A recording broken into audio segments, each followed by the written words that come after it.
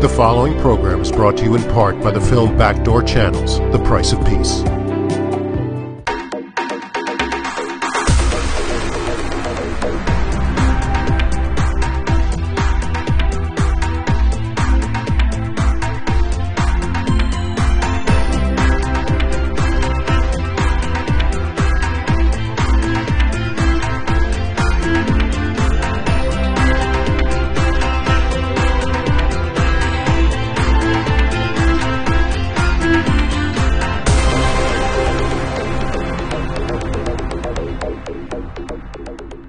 Welcome to another Leon Charney Report. We have a really eclectic and exciting show tonight. We are here in Jerusalem with Rachel Fraenkel, mother of Naftali, Hashem Yikom Damo. It's a winter day, but it's sunny here. And we say shalom to Racheli. How did the Kaddish become the most famous and familiar prayer in Jewish world? I think that Leon Charney and me tried to solve this problem, and we want to discuss it with Rachel Fraenkel too. Rachel Fraenkel, mother of Naftali, Hashem Yikom Damo. Could you share with us your feelings after this occasion? Terrible, horrible. I think it's been a little over 6 months. So sometimes it feels like it's 1,000 years ago, and sometimes it feels like it's just yesterday. We're learning how to walk again.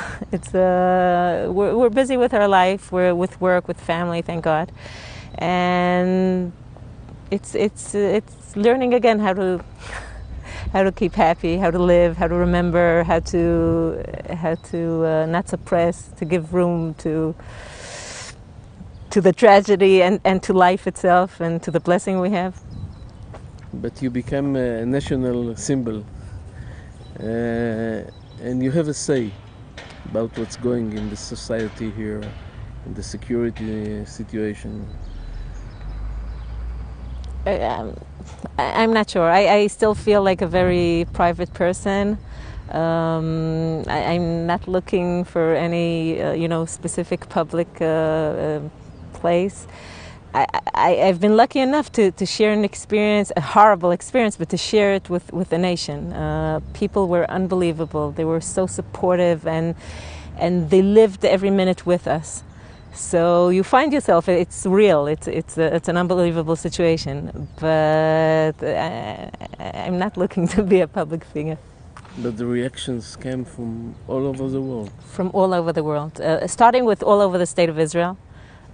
Different parts of the Jewish society, from the extreme Haredi to the ultra-Orthodox, to totally secular, all over the country, periphery, center, and non-Jews in Israel, Druze and Bedouins and Muslims, and even decent Palestinians that felt it's horrible.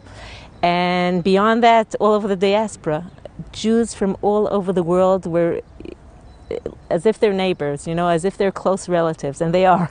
Mm-hmm. I personally spoke to Jews in the Far East, in Timbuktu, seriously, and in Cape Town, in Argentina and Brazil, and all over North America and Europe, and people not only shared their emotion, they also tried to do things.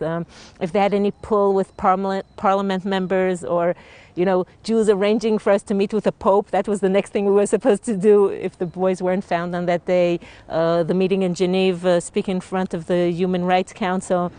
This is all Jews around the world arranging stuff because they want to do something, they want to help. And whoever can't help in the political arena, they started rallies and prayers and doing good deeds, and first for the sake of the boys and then in memory of the boys. And it was just an unbelievable feeling. I feel these days we work in, there's an expression from the Bible, "Lotzi matok me'az." It means taking the sweet out of the bitter. Yeah. And the bitter is unbelievable, but there's so much sweet, there's so much good to be taken out of it that's like our profession now. I heard that even the non-Jews Yes, yes, Express, yes. Look, at that point, anybody decent was involved. I had a lot of conversations with non-Jews from Israel and from around the world that their heart went out to, and these are kids on their way back from school. Everybody could picture themselves, God forbid, being in such a situation. So. What's your background? You grew up in the States? I was born in Israel in Ramat Gan. My parents, we call it made Aliyah. They immigrated from the United States to Israel in the 50s, in the mid-50s. They've been back and forth since. My father is a graduate of Columbia, and my mother also learned in New York. He's a professor? He's a chemist, she's a psychologist. They both got their training in the United States and then immigrated to Israel. Used to be the rector of Bar Ilan University. Right, my father. Right, when they escaped Europe, he graduated by Rav Soloveitchik, and he got he was ordained as a rabbi by him, and at the same time got his PhD in chemistry. He was very young at the time, like 24, and he became a professor in the Bar Ilan University, and thank God he's been teaching there to this day. Till now. Thank God.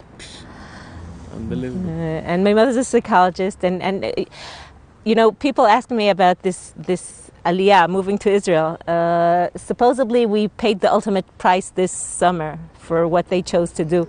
But there isn't a day that goes by that I'm not grateful for them, now more than ever, for giving us the right to grow up here and to raise our children here. What's your duty here in Matan? I'm part of the world of, we call it Talmud Torah Lenashim.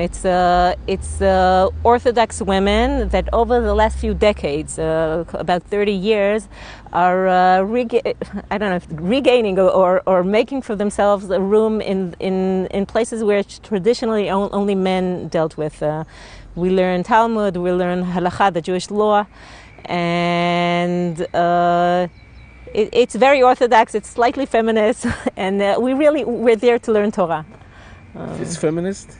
The fact that the women take upon themselves roles that previously they were shut out from. It's a new phenomenon.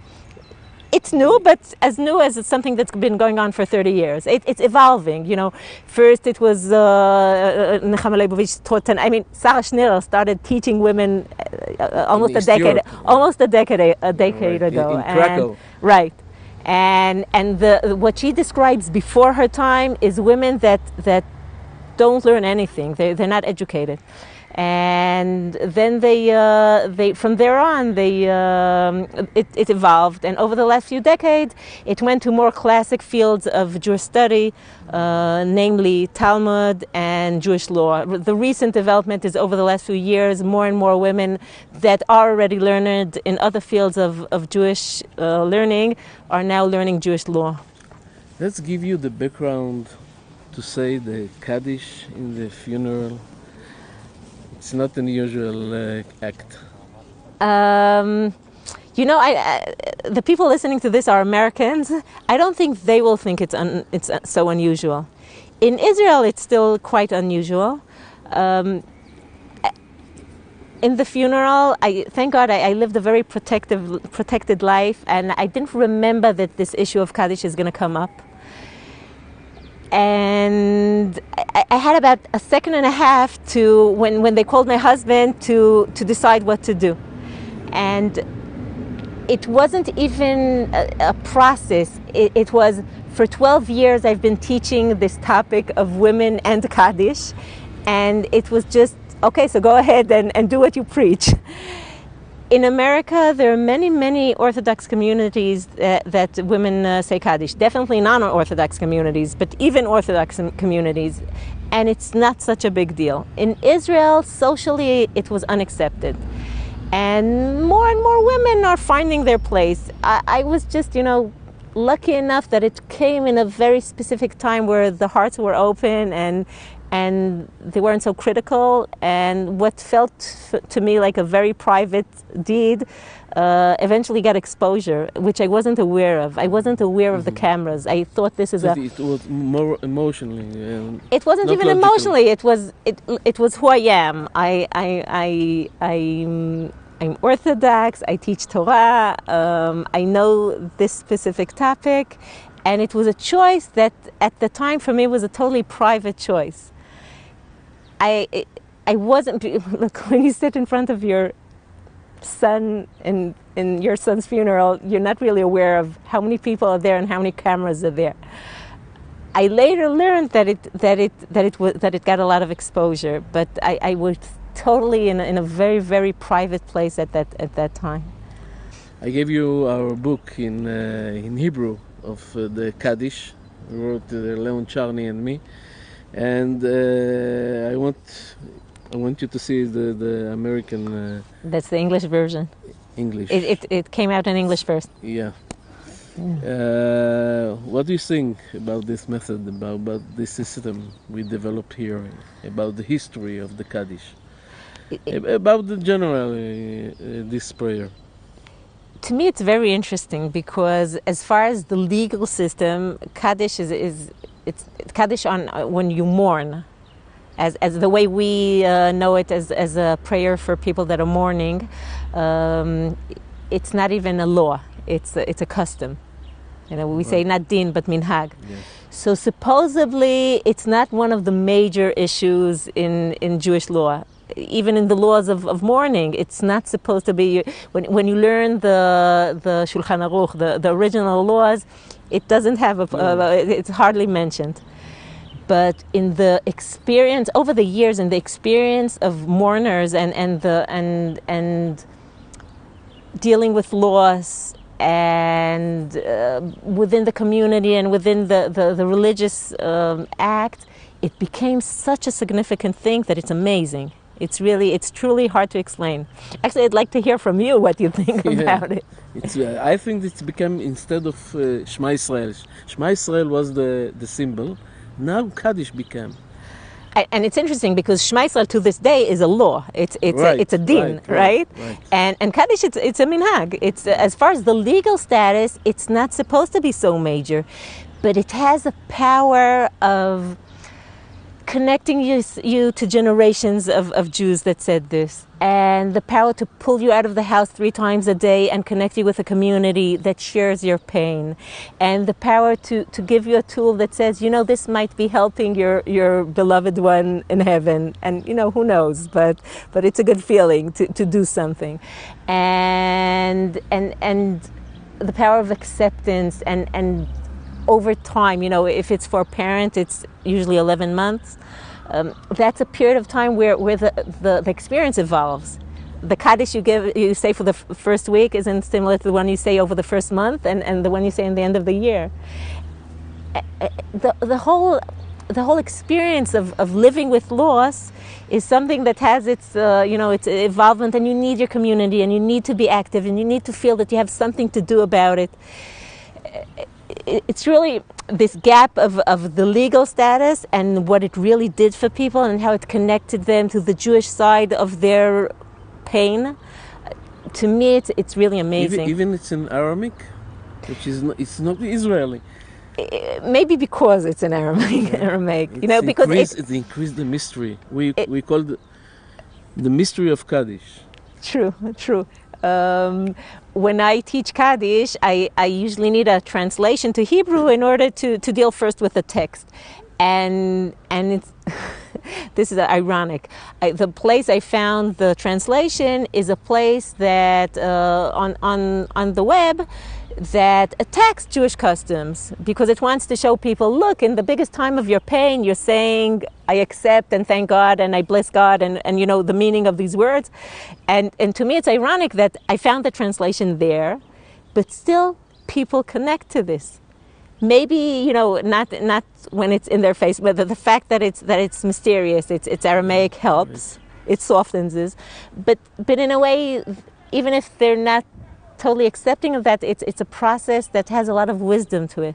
And even when you learn what the meaning of the words, it's not that you say, "Oh, this is what you told me to say." No, you slowly learn to deal with it, to accept, to say, well, maybe this is what the right thing to say at this point. You teach this prayer to your students? There are different aspects of it. When we deal with the legal parts of mourning, as I said, in Jewish law, it doesn't have such a big place. It's a custom. In Jewish life, it has a huge place. And thank God, is unbelievable. And it catches people in the time of their life when they're looking to be caught. Right. Yeah. And so I know it after I said Kaddish after my mother. And for you, it was within a setting that you were connected to a community and to a shul, and and you were praying. And for other people, it's a choice they make. Two times in their life. Sometimes. Sometimes, yeah. It should never be more. That's absurd. So in that aspect, it has its place. But I often teach the interface between women and halakha and Jewish law. And one of the topics there is women and Kaddish. Mm-hmm. And usually this is a prayer said by men, because in order to say Kaddish in the Orthodox halakha, you need 10 adult men. And minyan, and you do it within your community, a community of prayer. And women are usually not part of the quorum that creates that community, but they could have a place activating and interacting with that community. And a woman saying Kaddish is interacting with a minyan. You can't say Kaddish without a minyan of men. So there's a place that wasn't common, and it was usually kept for men that passed away with no sons, and there were only daughters. And then there's a long tradition of young daughters saying Kaddish for their, instructed by rabbis to say Kaddish for their parents. And it's been expanded to women that, and this I'm talking within Orthodox communities, to women that stand on the women's side, because these communities are separate, and say the Kaddish with men that are mourning, without men that are mourning. It depends on the community. Did you get reactions that this is anti-halachic act or acting? The truth is, as I said, when I chose to say it, it was a split second and it was totally private. So I wasn't expecting reactions. Later on, when I understood it had more effect, people were very respecting, and thank God it was a place where, as I said, the hearts were open. So I didn't find a lot of criticism. Many rabbis chose to say at this point in time this might be okay. Oh, okay. And others said we've been saying for a long time that it's okay. And there was one interesting reaction I got from someone. He said, we had a discussion at home about this occasion. He said, the mourning, the loss was a public loss. We all felt we're part of this. So maybe if it's our public loss, maybe you're only supposed to do things that are consensus. Mm-hmm. Which is an interesting thought. Right. I know that a lot of women start to say Kaddish now. In funerals. The truth is, there was a very difficult summer, and we lost 75 civilians and soldiers, and over that time, some chose to connect to the Jewish side of their mourning through Kaddish. And when I say some, I mean even women. That usually, maybe before the summer, wouldn't be aware of it, of the possibility. So in that way, I'm kind of happy about that. But really, the choice was totally on a private arena, not on a public arena. So it's usual that women can say Kaddish without a minyan? Well, I'm totally committed to halakha, the Orthodox version of halakha, and Kaddish must have a minyan of 10 men. So there's a variety of texts that a woman could choose to say an azkara, but to say proper Kaddish, you need a minyan. Did you heard about this voyage we made after this prayer? And it was very interesting to see that it's from the time, the medieval time, it started. Actually, it's a new prayer. It's not so old. For mourners. For mourners. As part of the regular davening. That's a regular. Right. Yeah. So what do you say about this voyage? I think many aspects of Judaism, when you start, pulling the strings and trying to see how things turn out in different places in the Jewish world, they're fascinating. And Kaddish has a special sense to it. People connect to it in places that are very difficult, and it tells a lot of stories. So it's an amazing voyage. It's fascinating, and also the effect it has on people is amazing. Right. You are going from here to the funeral of the French victims, Jewish victims in France. It's non-stop. That's horrible. It's horrible, and the funeral is just taking place in a few minutes.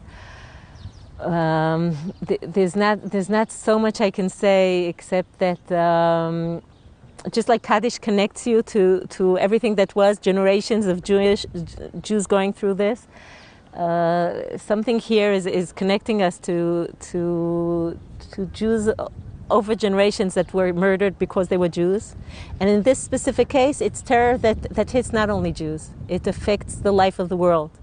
And it's one of these places where any decent person, and it happened in France, they had 3 million people walking a day ago, because any decent person understands that terror has to stop.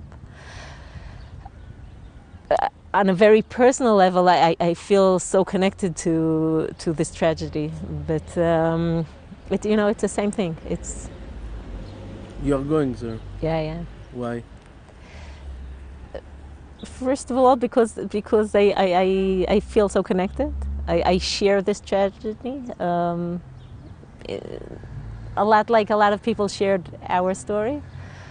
And also, if I'll get a chance to say a word to someone from the families, maybe there's something you can do, because I felt that people sharing your pain and having such an extended family of first of all Jews, but also decent people around the world, it means a lot to you. It could do a lot for a person. The tragedy, the loss is the loss. What you're missing is gone, and you have to deal with it. But support is amazing. So Naftali appears in your dreams? Not yet. You talking with him? I talk to him when I'm awake. In my dreams, he's. Someone said when you're still the pain is fresh, so you can't come yet. Yeah, right. I don't know. But you're going together, all the 3 mothers. Yeah, we share a lot. What do you think generally about the status of the Jewish woman? It's developed all the relationship with the halacha? I feel we're living in amazing times. Women that are interested in Jewish studies, everything's open. It's all out there, and there are people to teach you, and there are ways to learn, and the gap of wishing you could, like Yentl, and that's Barbara Streisand. That story doesn't exist anymore. If you have the yearning for Torah, you can just go ahead and take it. As far as community life, within an Orthodox community, there are a lot of separations that derive from modesty considerations. And their being vocal is more complicated. In general, I feel we're in a very interesting, wonderful times for a Jewish woman. I'm sure a lot of people feel there's a lot to be done still. But again, within halakha, it has its balances, it has its pace. It's not like, in the world of computers and cell phones, a generation is like 6 months. Right. In halakha, it's a little shorter. Bit, yeah. In halakha, things take time, but they're much faster than you would imagine. Leon Charney sets out to discover the true meaning of the Kaddish, the Jewish custom of reciting a prayer to commemorate the death of a close relative. Join Charney as he finds out the history of the Kaddish and how it has evolved. Reviewed as a refreshing walk through Jewish history and a book that deserves to be read by both Jews and non-Jews, The Mystery of the Kaddish is now available online at Amazon, Barnes & Noble, and all other retailers and booksellers, or download the audiobook at audible.com or on iTunes. Discover the mystery of the Kaddish. Get best-selling author Leon Charney's latest book, The Battle of the Two Talmuds. Join Charney as he explores years of Jewish history to find out why and how Talmudic scholars and rabbis abandoned the Holy Land for the lands of the diaspora. Learn about the power struggles behind the creation of the Jerusalem and Babylonian Talmuds. It's a book critics call engaging and enlightening, a book which will be of interest to people of every faith. Now available at Amazon and Barnes & Noble, or download the audiobook of The Battle of the Two Talmuds at iTunes or audible.com. The Leon Charney Report congratulates the team of BDC, The Price of Peace, and Leon Charney on the New York Emmy Awards win. The documentary reveals the true story of the negotiations leading up to the greatest diplomatic achievement of our time, the Camp David Accords between Israel and Egypt. Watch it on Hulu.com or buy the special feature edition DVD at select stores. Now get the book the hit movie was based on, Leon Charney's Backdoor Channels. Learn about the backdoor channel negotiations that led to the historic 1978 Israeli-Egyptian peace treaty. Become a witness to history and order Backdoor Channels online at Amazon or Barnes & Noble. Also available at all other retailers and booksellers. Or download the audiobook at iTunes or audible.com. Relive history. Order Backdoor Channels. Report. We have with us a very prominent guest. His name is Elie Wiesel, Professor Elie Wiesel, renowned scholar, Nobel laureate, writer, and I guess an outspoken critic of those who deny the Holocaust. And we'll talk a lot about that today and other things. But I have a surprise personality that I'd bring up with Elie, who will be a little bit in shock when I say that, in my opinion, he's a Lamed Vavnik, which means there are 36 righteous people who take care to make sure that this earth stays righteous, and his name is Dov Yudkowsky. What do you say? Well, I agree, he's a friend, but he's not a Lamed Vavnik. Lamed Vavnik is somebody who remains unknown, secretive. So I took him apart. And you just took him apart. You deprived him of his title. Dov, I have to apologize. But he is was the editor of the Yediot Achronot, which is the largest newspaper in Israel, and I believe Elie started his career at the Yediot Achronot. Yes, he's actually Yudah Moses, the founder. He's the one who hired me in 1950. Yudah or Noach? I knew him very well. Noach Moses. Noach Moses, Paula Moses. I know the entire family. And as you know, when I worked for Yediot, it was the poorest paper in the country. Now it's the richest, and it became rich when I left it. So, did you know Shaiki Ben Porat at that time? Not only that, when I left New York, I gave him my position. Is that right? Yeah. So he became a correspondent in Paris. This is inside stuff, but it's very interesting. And Paula Moses, who was the wife of Noach Moses and a cousin of Yudkowsky, which is the largest newspaper, as I said, Yediot Achronot, would bring in all her friends and great reporters Friday afternoon and cook gefilte fish for them. For me, she made latkes. You got to be different.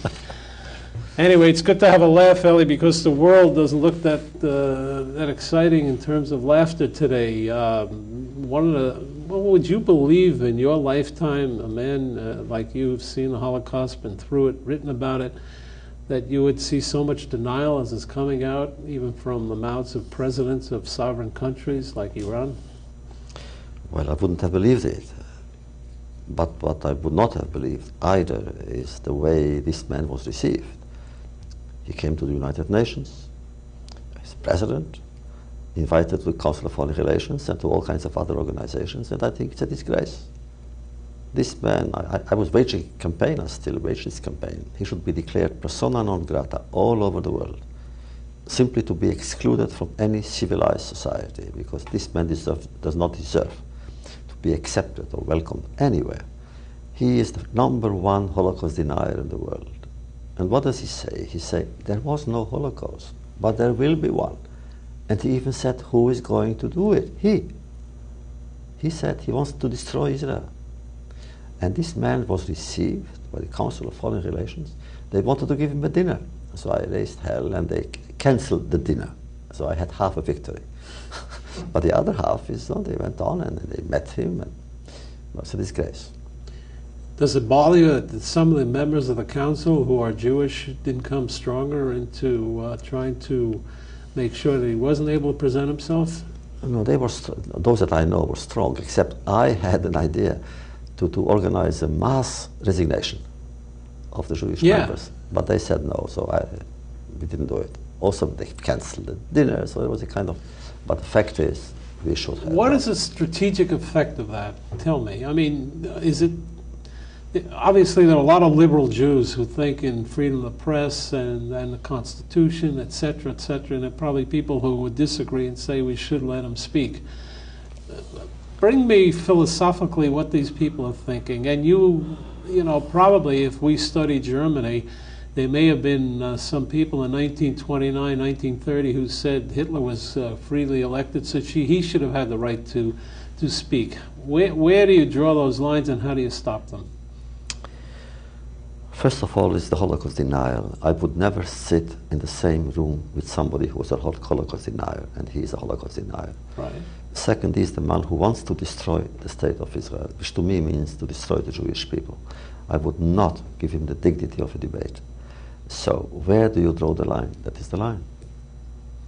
So I was in Israel now, and you're going tonight. What do you think the Israeli political system should do with personalities like should they talk about him? Should they deny him? Should they organize conferences against him? Could the government of Israel do anything, or do you think it's left to people like you and outspoken historical figures who should really come to the forefront? No, Israel is speaking up. The Israeli delegation left the General Assembly hall when he began speaking. They made statements, good statements. The ambassador of Israel, Ayalon, wrote a letter to the New York Times, which was then responded by the New York Times. So they are doing it. We don't do enough. I mean, we Jews in the diaspora, we are free, really, we are free, and we don't use our freedom to proclaim freedom and to protect it by simply saying some of the people who want not only to kill freedom, but to kill those who celebrate freedom. In our case, let's say as Jews in Israel, I think they should be punished, not physically or somehow, punished morally. They should be condemned morally. And that is something which is so clear. We don't even have to argue the case. It's clear. There are some people that when they speak, and they speak with hatred, the hatred becomes a wall. The problem I think that the American government had, I think George Bush even had a problem whether to allow this fellow to come in and speak, and I think they restricted him. I don't know if they can. No, they cannot stop him because he came to the UN. Right. But as somebody who comes only to the UN is restricted, I think, a few miles. I don't know how many miles. He can within that perimeter. He cannot go. He couldn't go, let's say, to another place, another city. He has to be to the UN. I had many people on a show discussing this guy. Do you take him literally that he's out to destroy Israel, or as some people say, he's only using it to get his population revved up or to get his polls? What do you do? Leon, you and I belong to a people and to a generation that taught us to take the enemy's threats seriously. Some of our people didn't, and they lived to regret it, or died to regret it. So you take him literally? Absolutely. If he could. Is there a doubt in your mind that if he has the nuclear weapon, he would use it against Israel? He said so. Why shouldn't I trust his word? You'll be surprised, Elie. I've talked to some generals in Israel. I've interviewed them even on this show. And I agree with you. I'm a hardliner on that. There are two great rabbis in Israeli Talmudic history. One was Hillel, one is Shammai. Shammai was very strict and Hillel was a little bit more liberal. I am Shammai on this as you are, because I think you must take him literally and you must defend against him. And thank God I did not go through the Holocaust, and you understand it and live through it. But there are people who say that we shouldn't take him that seriously, that Iran is 50% Persian and they're anti-this and anti-that, and there's ethnicity in that school, in that country, and we shouldn't worry about it that much. I take the opposite position. I take the position that you take. The question is, does he have the power to do this at this moment? From all the sources of information that I have access to, he has the power. Really? Absolutely. If he wants, whatever he wants to do, he does. The truth is, Iran is the enemy, much more than Iraq. When the Iraqi war began, I was in Israel a few times. I also spoke to generals in power. And they said the real enemy is really Iran. Right. They said it then, they say it now. And therefore, I'm convinced that Israel and the United States and some European countries will not allow Iran to become nuclear, no matter what, at any price. I take another position. The reason Iran, its blatant anti-Semitism is because there's no border with Israel. They don't have any border conflict. Iran does not have any border conflicts with Israel. So all they have is pure anti-Semitism that's coming out of the mouth of their president. Because if you look at it in a geographic way or a topographical way, you can say Syria, okay, they're looking for borders, Jordan is looking for borders, Egypt is looking for borders. All these wars are basically about borders. The Hamas and Palestinians, they're trying to establish their state. But Iran is out there. It's like this fellow from Malaysia, he also was pretty anti-Semitic. I forgot his name. He wanted also to destroy the Jewish people. So, what? There is a difference, Leon. Iran is, you say he's not there, Iran is there. It's powerful. The new element in the equation is Iran. What is Hezbollah? What is Hamas? Iran is giving the money. Iran is sending the weapons. Iran is sending officers to train the Hezbollah. And what does Hezbollah want? Territory? No. Borders? No. Hezbollah wants to destroy Israel. I said the same thing 2 weeks ago. Hezbollah is only to destroy. It's not territory because there's no. Sure. They give you a song and dance about Sheba Farm, but it's a joke because Syria doesn't even claim and Sheba that is Farm. Iran.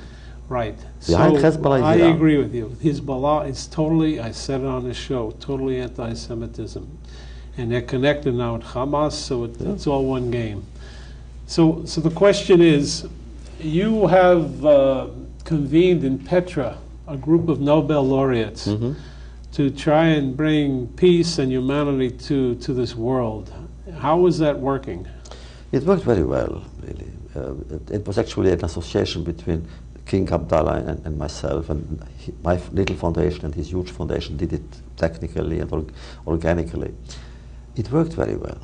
We invited Olmert, new prime minister, and Mahmoud Abbas, the president of the Palestinian Authority, to come. They didn't want to come together. So I had one-on-one conversations with them in front of all the Nobel laureates and so forth. It was great. And then there was a breakfast. And they met and they hugged each other. And I want you to know, it was a moment of glorious promise. In our presence, at that breakfast, they decided already about scientific cooperation, about economic cooperation, education. They began something. But then 3 weeks later, Hezbollah came and destroyed everything. But we shall continue anyway. It was a great moment then. Elie, what was your position on Arik Sharon's pullout from Gaza? What were your thoughts about that? I have a rule, I never criticize Israel. Whoever the president or prime minister is, if I don't live there, I don't share Israel's suffering except from far. And what Israel does, if I cannot praise, I try. If it goes beyond certain norms, I go to Israel, see the prime minister face to face, and I tell him of my pain or of my desires and so forth, whether he listens or she listens, or the case of Golda. But if Arik Sharon, after all, who is a hero, he saved Israel in '73. If he felt that they had to pull out of Gaza, who am I to tell them don't, really? I don't live there. It's a good rule. We got to cut for a break. We'll come right back. Elie and I are on the same page. I, as an American, never criticize Israel. I tell the people that Israelis have a right to decide their own destiny, and we have a right to, and should, not only a right, we should support them. We'll be right back. The Leon Charney Report congratulates the team of BDC, The Price of Peace, and Leon Charney on the New York Emmy Awards win. The documentary reveals the true story of the negotiations leading up to the greatest diplomatic achievement of our time, the Camp David Accords between Israel and Egypt. Watch it on Hulu.com or buy the special feature edition DVD at select stores. Now get the book the hit movie was based on, Leon Charney's Backdoor Channels. Learn about the backdoor channel negotiations that led to the historic 1978 Israeli-Egyptian peace treaty. Become a witness to history and order Backdoor Channels online at Amazon or Barnes & Noble. Also available at all other retailers and booksellers. Or download the audiobook at iTunes or Audible.com. Relive history. Order Backdoor Channels. Get best-selling author Leon Charney's latest book, The Battle of the Two Talmuds. Join Charney as he explores years of Jewish history to find out why and how Talmudic scholars and rabbis abandoned the Holy Land for the lands of the diaspora. Learn about the power struggles behind the creation of the Jerusalem and Babylonian Talmuds. It's a book critics call engaging and enlightening. A book which will be of interest to people of every faith. Now available at Amazon and Barnes & Noble, or download the audiobook of The Battle of the Two Talmuds at iTunes or Audible.com. Leon Charney sets out to discover the true meaning of the Kaddish, the Jewish custom of reciting a prayer to commemorate the death of a close relative. Join Charney as he finds out the history of the Kaddish and how it has evolved. Reviewed as a refreshing walk through Jewish history and a book that deserves to be read by both Jews and non-Jews, The Mystery of the Kaddish is now available online at Amazon, Barnes & Noble, and all other retailers and booksellers. Or download the audiobook at Audible.com or on iTunes. Discover the Mystery of the Kaddish. Available now over iTunes, Amazon, and Google Play. Leon Charney's cantorial CD in Disco Lam. Listen as Charney movingly sings El Moleh Rachamim and Charney's amazing rendition of a disco remix of Adon Olam, all sung in the incredible and individual Charney style. Also listen to the CDs on Rhapsody. Download Leon Charney's cantorial songs in Disco Lam, the disco remix of Adon Olam on Amazon, iTunes, and Google Play. Or listen in on Rhapsody. All available now. We're back. We're talking with Elie Wiesel about a lot of topics which really are going to affect the world. He's a humanitarian and a philosopher and a writer, etc., etc. Has Germany redeemed itself? I think Germany really made an effort. And I think Germany deserves praise for that. First, it became a democracy. For the first time in its history, it became a democracy. The Weimar Republic was really a kind of parenthesis. And also what Germany has done for the victims of Germany. Giving money and compensations and what we call shilumim in Hebrew, retribution, and after all they paid. They helped Israel. And therefore, and also I have students from Germany who are really very, very special. The good ones are very good. The others are very bad. That means in the middle you have, of course, the gray zone. But the anti-Semites are the worst, and the anti-Semites are the best. But I'll tell you something which happened. I was invited to address the Bundestag, the parliament, in its first session when it came to Berlin. It was in the Reichstag. It was in the year 2000. And everybody, of course, came to the opening, and I was the speaker. And at the end, I turned to the president. So, Mr. President, Germany has done good things for the Jewish people. One thing you have not done. You never asked the Jewish people for forgiveness. What did he say? He didn't say anything. But a week later, he was in Jerusalem, addressing the Knesset, asking for forgiveness. Really? Yeah. When Ben-Gurion decided to accept reparations, you were a young guy. Were you in Israel then? No, I never lived in Israel. I was a journalist for Yediot Achronot in Paris, and I was sent to cover the first meeting of the Israeli-German delegations. It was in Holland. What was your feeling? I was against it. You were? Yeah. But at the end today, would you say it was a good decision? I'm not sure. Really? Why would? Because it shouldn't have come down to money. I see. It was only a matter of money. And it should have remained on... It demoralized the whole incident? I think it cheapened it anyway. It became money. How much money? The problem was not money, but how much money? That was the question. And I felt it was too soon. So I asked, and I spoke to Ben-Gurion, to Goldman. Of course, I wrote every day. I wrote every day articles against it while there. And then Ben-Gurion said, but we needed the money. I said, why didn't we get it from America? Little did I know that even the money that Germany gave us came from America. Ben-Gurion is an interesting man and made very, very tough decisions. And I guess in the beginning he had to. He was a great man. The decision of Alatel Lena was a very tough decision. But a bad one. Yeah. The Alatel Lena, for the audience doesn't know, was a ship that was being brought in by the Irgun during '48, and Ben-Gurion, making it very short, ordered Yitzhak Rabin, who was then the commander of the Palmach, the Israeli army at that point, to fire on that ship, and that's been a crisis in Israel's memory for the last... More than 20 people died in the waters. The ship was on fire, and all aboard the ship were survivors of the Holocaust, 1,000 people. And you go further. These people who were surviving the Holocaust, they go to Israel, or they try to get through the blockade of the British, and they go to Cyprus. Britain, Andre Bevin, all those names, they took people from one camp into another camp. How they survive that, the people? It was a disgrace. But they stayed there.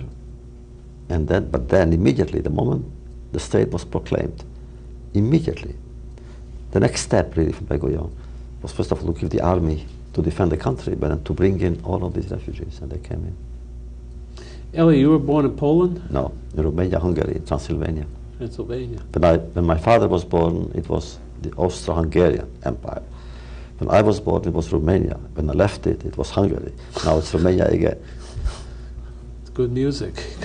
Music is good. What did your father do? He had a grocery store. But he spent most of the time really with the community. He was very much involved. His occupation really was to visit the prisoners and save those who came from across the border from Poland, not to be sent back to Poland. And you were an Orthodox family? Very Orthodox, Hasidic family. And he studied Talmud? Absolutely. You're a Hasidic family? Sure. Vishnitz. I'm a Vishnitzer Chassid. Wow. To That's this day. the H family. I have to explain this to our audience. The Hasidic communities are basically each town. The Lubavitcher Rebbe from Lubavitch, the Belzer Rebbe from Belz, they all had their towns, and Hasidim were a special sect of Jews who, as I said before, went contra to the Vilna Gaon, and they said that they can accept God through song and dance and merriment. Now they became very big scholars. The Lubavitcher Rebbe was a huge, huge scholar. What's your theory, or I guess maybe you don't want to say why he never visited Israel? Do you have a theory on that? Did you ever ask him that? I knew him very well. I knew the Rebbe very, very well. We were very close. So but each time we began our discussion late at night, many times, I always had a ritual. I said, Rebbe, I'm not one of yours. I belong to Vishnitz. Now let's talk. Did he have an answer for that? The answer really was that if he had gone to Israel, according to a strict law, one is not supposed to leave Israel again. And therefore he wanted to stay with his Hasidim in Brooklyn. That's an interesting. I've heard that before also, and he told that to you directly. No, not directly, but I heard it. But my question was a question, but then I got the answer through some. When we see Israel today, we see a lot of not fundamentalists, but a lot of right wing, a lot of middle wing, a lot of center, a lot of secularists. It's a homogeneous society. What do you see when you go to Israel? I go to Jerusalem right away. I love Jerusalem. When I visited Jerusalem for the first time in '49, wow. I had a feeling I had been there before, 2,000 years earlier, literally. Really? And now when I go, each time I go, it is as if it were the first time. I knew really the topography of Jerusalem before I knew the topography of my own town, from my studies. Every little street, and they have names of the prophets and the sages. And So to me, Jerusalem, of course, is the soul of our memory. Memory too has its soul. And do you think that Jerusalem can be divided? Do you think it has to be one, or you don't want to get into that? I don't want to get into that, really, because whatever Israel will decide will be all right. And I think now I'm optimistic. Strangely enough, I'm optimistic now. I think what we must do is help Abbas. He is the best that we have. Strengthen him, and I'm convinced there will be two states. Condoleezza Rice is trying to do something very interesting now, post the Lebanese war. She's over in the Middle East now. Yeah. You may meet her. And she's basically getting to the Sunni regimes of Egypt, Saudi Arabia, and Jordan, who are really hypocritical of the Hezbollah during the beginning of the war. And she's trying to make an amalgamation there, and then to bring Abbas in there to make him strengthened. The question is whether Hamas can make some kind of agreement. They're still holding the soldier, by the way. They don't give up. Three Israel. soldiers, Hamas holds and Hezbollah holds. 3 altogether. Right, but the Israelis offered this 1,000 prisoners for one, and the Hamas turned them down yesterday or today.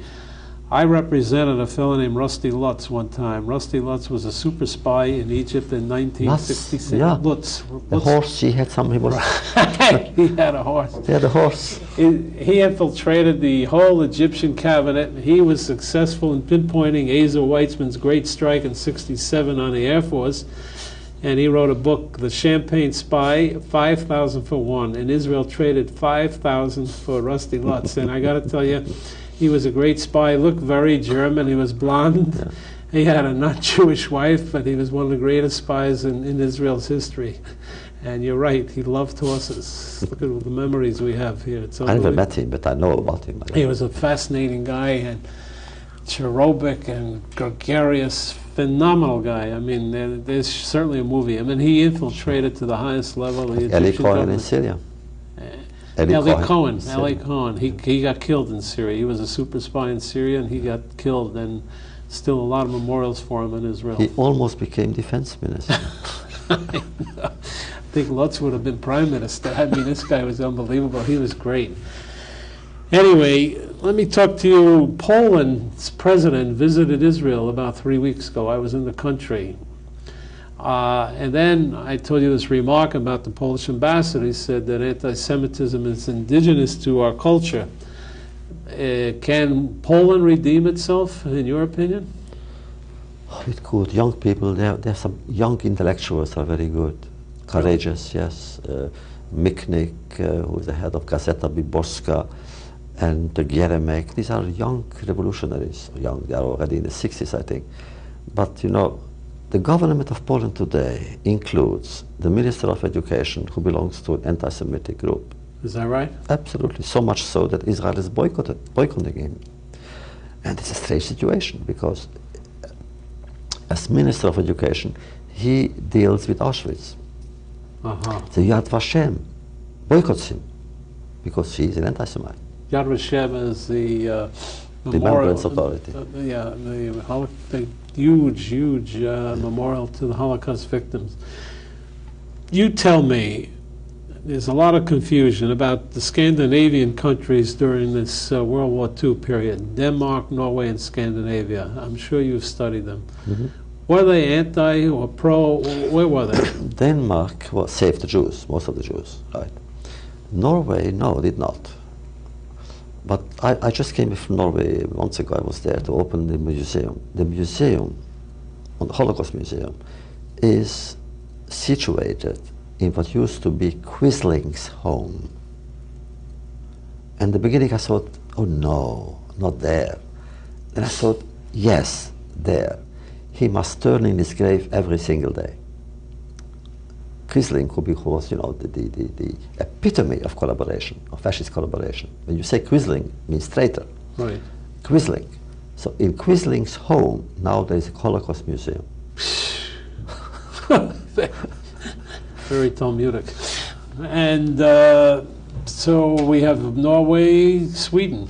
Well, Sweden Sweden accepted Scandinavian Jews from Norway, those who could escape, and Denmark who could escape, went to Sweden. Sweden was neutral. In the beginning it was pro-German. It sold a lot of war material to Germany and allowed German, I don't know, foods or even soldiers to go to its territory. And the Bernadotte wasn't such a great friend of the Jews. Can't further that. So it's difficult to say. It's a neutral, which at one point, near the end of the war, accepted many inmates from Auschwitz and so forth. I read a book about King Boris of Bulgaria. Yeah. He said no Jew was killed. Is that correct? Yes, no Bulgarian Jew. But Macedonia was part of Bulgaria. So the Macedonian Jews were handed over to the Germans. I was in Macedonia. I was a presidential envoy, and I met the Jews there. Macedonian Jews were not safe. Really? Although they were under the authority of Why Bulgaria. do you think? I read the book on. I'm sure you did too. Mikhail Barsov. Right. Why did King Boris? Why did he? Not only King Boris, the church. The church helped King Boris. There was really a kind of united front, not to allow the Germans to kill the Jews or to deport them. We ran out of time, Elie. I got to wish you a great trip to Israel. Come back and see me. Have a good Yom Tov. You too. And we'll talk about how Israel will live eternally when you come back. Pleasure. See you next week.